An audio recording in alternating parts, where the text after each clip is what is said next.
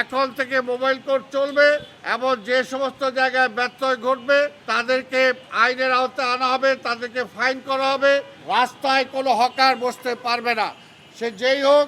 রাস্তা থেকে হকার উচ্ছেদ করা হবে। এতদিন আমি বারবার অনুরোধ করেছি, কিন্তু এখন অনুরোধের পালা শেষ। এখন আজকে থেকে প্রশাসন মাঠ পর্যায়ে কাজ করবে এবং মাঠ পর্যায়ে যেগুলো যারা সিটি কর্পোরেশনের আইন না মানবে, সরকারের আইন না মানবে, তাদের বিরুদ্ধে আমরা ব্যবস্থা গ্রহণ করব। এছাড়া এই নগরকে বাঁচানোর আর কোনো উপায় নাই।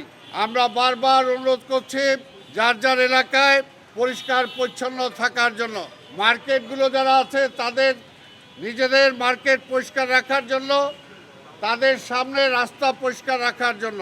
কিন্তু আমরা বারবার অনুরোধ করার পরেও সেটা কার্যকর হচ্ছে না। কাজে এখন আজকে থেকে অভিযান শুরু হয়েছে। এখন থেকে মোবাইল কোর্ট চলবে এবং যে সমস্ত জায়গায় ব্যত্যয় ঘটবে তাদেরকে আইনের আওতায় আনা হবে, তাদেরকে ফাইন করা হবে। কিছু কিছু জায়গায় যদি প্রয়োজন হয় তাহলে যে ব্যবসার জন্য ক্ষতি হচ্ছে সেই ব্যবসার দরজা পর্যন্ত আমরা বন্ধ করে দিতে বাধ্য হব। আমরা আপনাদের মাধ্যমে আবার ঢাকাবাসীকে জানাতে চাই, আপনারা প্রত্যেকটা ক্ষেত্রে, যেমন আমাদের ট্যাক্সের ক্ষেত্রেও মার্কেটে যারা ট্যাক্স দেন নাই, যারা লাইসেন্স নেন নাই, মার্কেটে আমাদের লোকজন যাবে। যদি লাইসেন্স না করে থাকেন তাৎক্ষণিক রিভিউ করা হবে।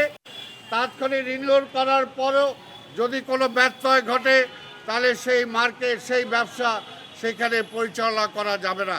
আমরা অ্যাপস দিয়েছি, সেই অ্যাপসে আপনারা যে কেউ কমপ্লেন করতে পারেন।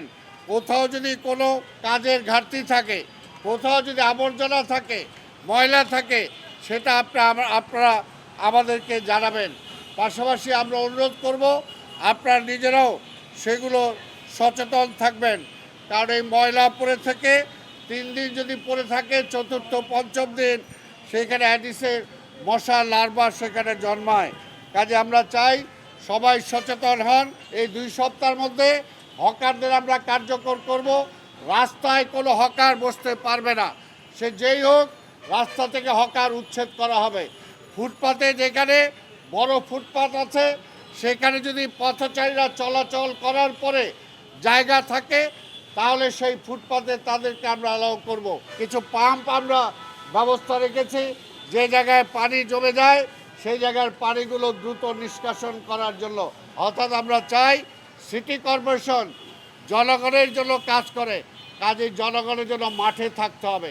কোথাও যদি আমার কোনো অফিসার, দায়িত্বপ্রাপ্ত কর্মচারীর অবহেলার কারণে নাগরিকদের কোনো ক্ষতি হয় তাহলে কিন্তু সেই অফিসারের বিরুদ্ধে ব্যবস্থা নেওয়া হবে।